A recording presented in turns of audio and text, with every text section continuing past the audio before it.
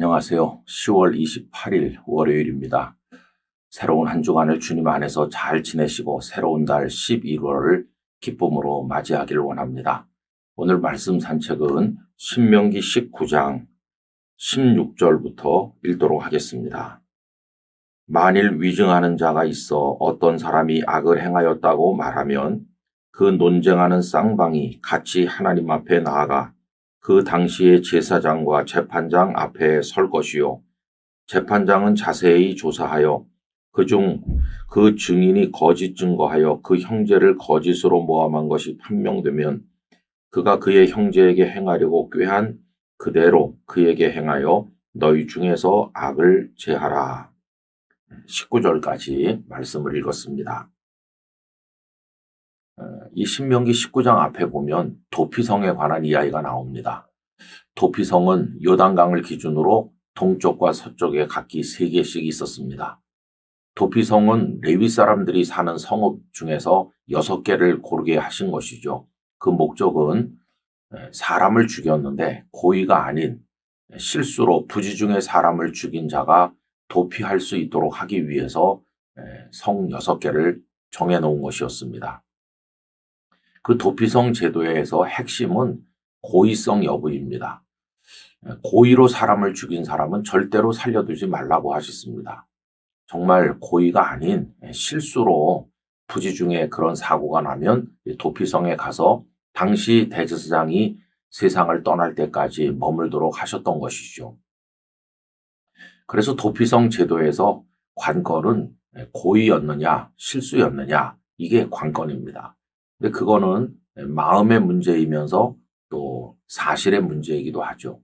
문제가 됐는데 이제 재판을 받거나 이제 뭔가 이렇게 상황이 벌어졌을 때 그때 등장하는 사람들이 증인이겠죠. 어떤 사람이 저 사람이 저지른 행위는 저게 고의다 아니면 실수다 내가 증인이다 이렇게 할 때 그 증인의 말이 진실하지 않으면 아주 심각한 문제를 가져오는 게 아니겠습니까?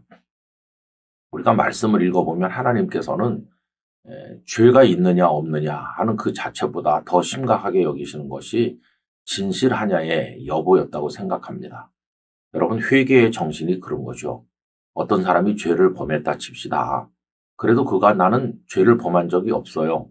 죄인이 아니에요 라고 끝까지 발뺌을 하면 그는 살 길이 없습니다. 그러나 제가 죄인입니다. 저를 용서해 주십시오 라고 회개를 할 때 다시 말하면 진실하게 고백할 때 용서를 받는 것이죠. 그래서 하나님 앞에 아주 중요한 가치는 진실성이라고 하는 것입니다.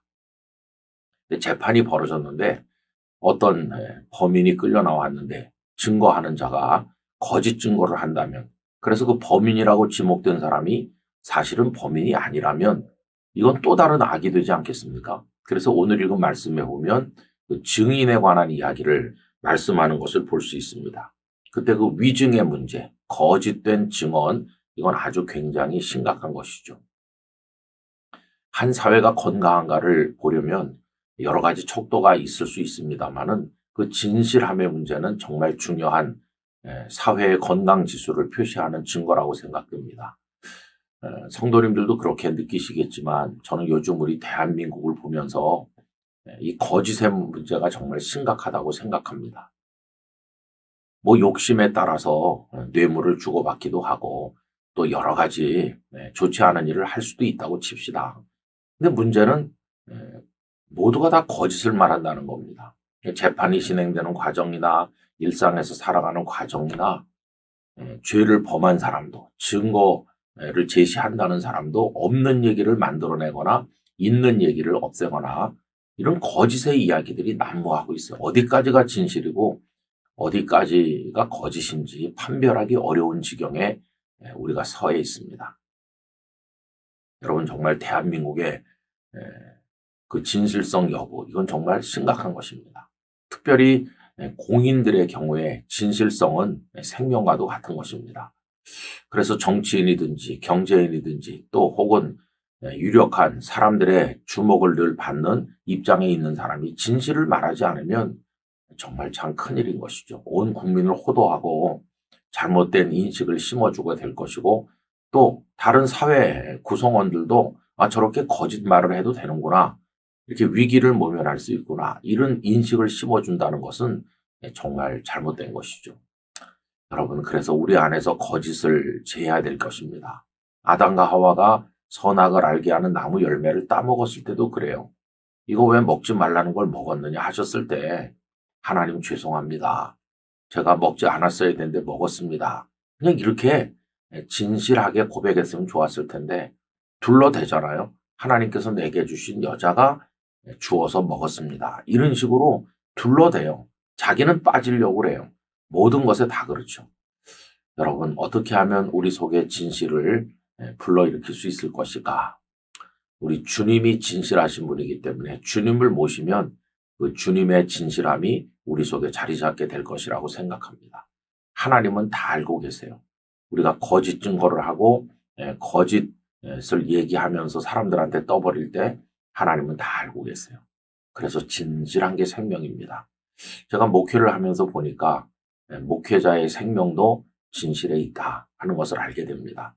부족에도 진실하면 성도들이 다 이해해주고 기도해줍니다. 근데 유능해도 거짓되면 그건 끝나는 것입니다. 우리 안에 참된 진실이 자리 잡을 수 있도록 우리 모두 기도하며 나가기를 원합니다. 대한민국 사회가 진실한 사회가 되도록 다 같이 기도해 주시기를 바랍니다. 존귀하신 아버지 하나님, 하나님 앞에서 진실하기를 원하나이다. 또 사회생활 속에서 거짓 증거를 하고 거짓된 말을 일삼는 이런 사회적 풍조가 모두 다 제거되기를 원합니다. 대한민국이 진실하게 하여 주옵소서. 저희 그리스도인부터 하나님 앞에 사람 앞에 진실되게 하여 주옵소서. 예수님 이름으로 기도하옵나이다. 아멘.